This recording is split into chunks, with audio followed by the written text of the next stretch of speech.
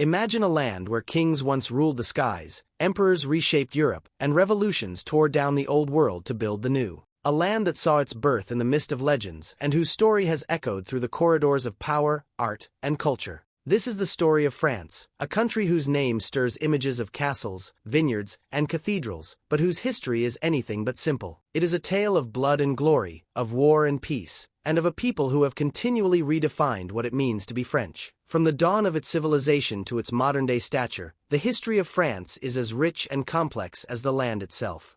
Long before the French Revolution, long before the Eiffel Tower graced the skyline of Paris, and long before the dazzling art of the Impressionists adorned the walls of the world's greatest museums, the land that would become France was home to a multitude of peoples. Known in antiquity as Gaul, the region was inhabited by Celtic tribes, fierce and proud, who lived off the fertile soil and forests. They had no single ruler or unified kingdom, but their tribes, though different, shared a common language and culture. The first turning point came in 51 BC, when the mighty Roman general Julius Caesar conquered Gaul, integrating it into the Roman Empire. For nearly 500 years, the Romans controlled the land. The legacy of their occupation left deep marks in French soil, from the grand Roman aqueducts and roads to the city of Nîmes and the stunning ruins of the amphitheater in Arles. Roman influence can still be seen in the country's architecture and legal systems. However, as the Roman Empire began to crumble under the weight of internal strife and external invasions, Gaul was left vulnerable. The Germanic tribes began to move in. Among them were the Franks, a tribe led by Clovis, who would come to be known as the first king of the French. Clovis, who converted to Christianity in 496 AD,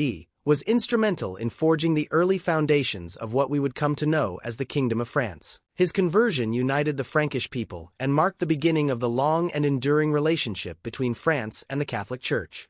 For several centuries after Clovis, France was a patchwork of smaller kingdoms and territories. But in 987 AD, the Capetian dynasty came to power, a dynasty that would rule France for over 800 years. The election of Hugh Capet as King of France was a pivotal moment in the country's history. His reign marked the beginning of the monarchy's consolidation of power, laying the groundwork for a unified French state. Under the Capetians, the kingdom expanded and began to take shape. The medieval era in France was characterized by both internal conflict and external war, with the monarchy constantly fighting to consolidate power against feudal lords and foreign invaders. By the 12th century, the monarchy had gained control over a vast swath of land. Paris, already a bustling city, became the heart of France, its streets lined with merchants, scholars, and thinkers who would lay the intellectual foundations of the French Renaissance. The Hundred Years' War, 1337 to 1453, marked a significant chapter in French history. The conflict between France and England, sparked by competing claims to the French throne, devastated the country but also produced national heroes,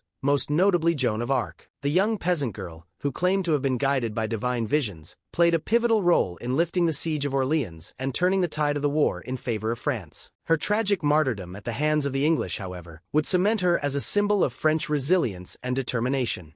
As the medieval era gave way to the Renaissance, France underwent profound changes. The reign of Francis I, 1515 to 1547, marked the beginning of the French Renaissance, a period in which France emerged as a center of art, culture, and learning. Francis brought the works of Italian Renaissance artists like Leonardo da Vinci to the French court, and the construction of grand palaces, such as the Château de Chambord, symbolized the newfound splendor of the monarchy. Yet, beneath the surface of Renaissance France, there simmered tensions between the Catholic majority and the growing Protestant minority, which would eventually erupt in the French Wars of Religion, 1562 to 1598. The wars were a brutal period in French history, with massacres like the St. Bartholomew's Day massacre of 1572, when thousands of Huguenots, French Protestants, were killed in a wave of violence. The conflict would not end until the Edict of Nantes in 1598, issued by King Henry IV, which granted religious tolerance to the Protestants and helped bring peace to the land. The 17th century saw the rise of Louis XIV, the Sun King, who became the symbol of absolute monarchy. His reign, 1643 to 1715, is often seen as the epitome of royal power in Europe. Louis XIV centralized the monarchy, built the lavish Palace of Versailles, and turned France into the most powerful country in Europe. However, his wars of expansion and extravagant spending left the country financially strained, sowing the seeds of discontent that would come to full fruition in the 18th century. The Age of Enlightenment, a period of intellectual and philosophical revolution, emerged during the reign of Louis XVI. Thinkers like Voltaire, Rousseau, and Montesquieu questioned traditional power structures, advocating for liberty, equality, and fraternity. Their ideas would play a crucial role in shaping the political landscape of France in the coming decades.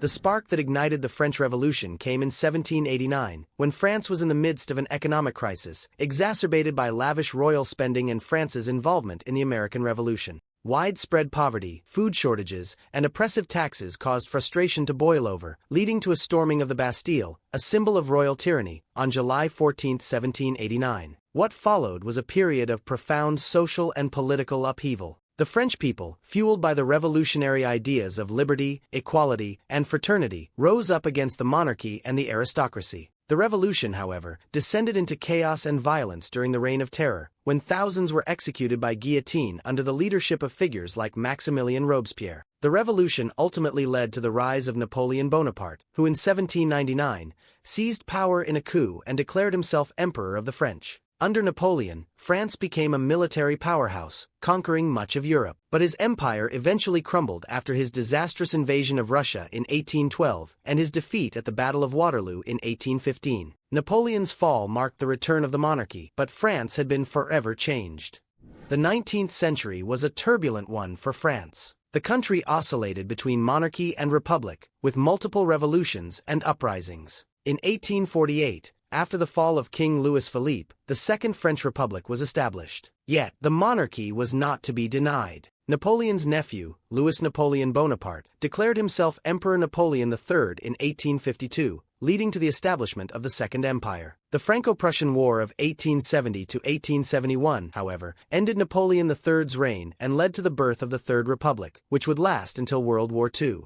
During this period, France became a colonial power, establishing a vast empire across Africa and Asia. The Belle Époque, a period of peace and prosperity at the end of the 19th century, saw France emerge as a cultural and artistic hub, with figures like Monet and Degas revolutionizing art and Paris becoming the center of fashion and intellectual thought.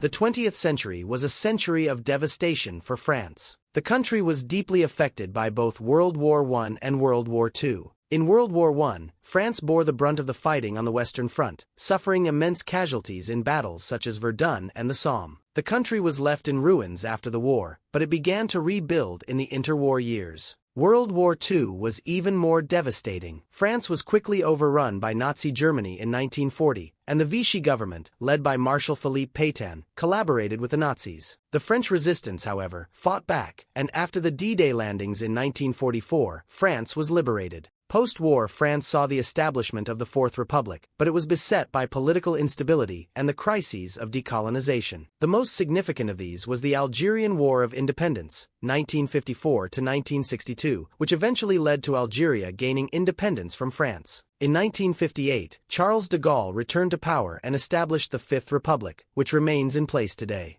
Today, France is one of the world's leading powers. As a founding member of the European Union and NATO, it plays a central role in global diplomacy. The French economy is one of the largest in the world, and Paris remains a hub for art, culture, and fashion. France has also become a focal point for discussions on human rights, climate change, and global security. But France still faces challenges. The shadow of its colonial past, issues of immigration, and internal divisions over national identity continue to shape the nation's political landscape. Nevertheless, France's enduring legacy, its revolution, its culture, and its ability to reinvent itself continues to inspire the world. France, with all its glory, tumult, and transformation, is not just a country but a story in constant motion. A story that began in the age of the Gauls and continues to evolve, captivating the world with its audacity, resilience, and vision.